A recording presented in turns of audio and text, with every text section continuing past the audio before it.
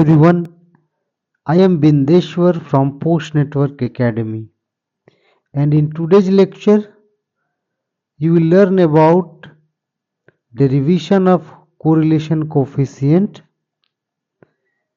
that is R is equal to sigma x square sigma y square minus sigma square x minus y upon 2 sigma x sigma y.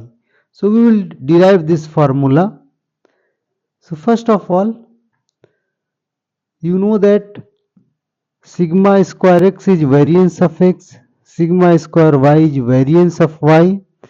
Now we will also add sigma square x minus y, which is the variance of x minus y. So what will happen? The covariance between x and y, we will denote it by covariance xy, and the key idea that we will use the relationship between variance and covariance to extend sigma square x minus y, and we will relate it to the correlation coefficient rxy. So here define z is equal to x minus y, then the variance of z is 1 upon n I from 1 to n zi minus z bar square, where zi is the difference between corresponding values of x and y, and z bar the difference between their means. Now if you substitute x minus y I, xi minus yi is equal to zi, so you will get the following relation: sigma square x minus y 1 upon n xi minus x bar minus yi minus y bar to the whole square. Thereafter, if you expand, so you will get summation from I is equal to n, the whole expression divided by 1 upon n.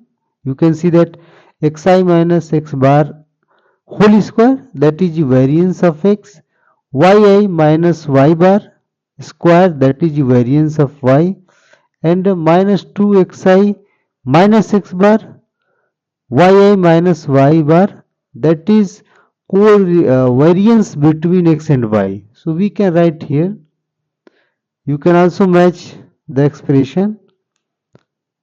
Now if you plug, like if you write xi minus x bar whole square, that is sigma square x, and you plug other values, so you will get the following expression. Now just recall the definition of correlation coefficient. So from the variance expansion we will get the formula again. Now if we transfer covariance in the right side, so you will get the following expression. Now divide this expression by sigma x sigma y. So in the left side you will get covariance x y upon sigma x sigma y, which is a correlation, and in the right side that would be divided by, that means the whole expression would be divided by 2 sigma x sigma y, and what we wanted to derive. This is one of the important relation. So the formula for correlation coefficient is derived successfully, and what we wanted, the actually what we wanted, this is the formula. So hope you have understood this property of correlation and also derivation. See you in the next video. Thanks for watching.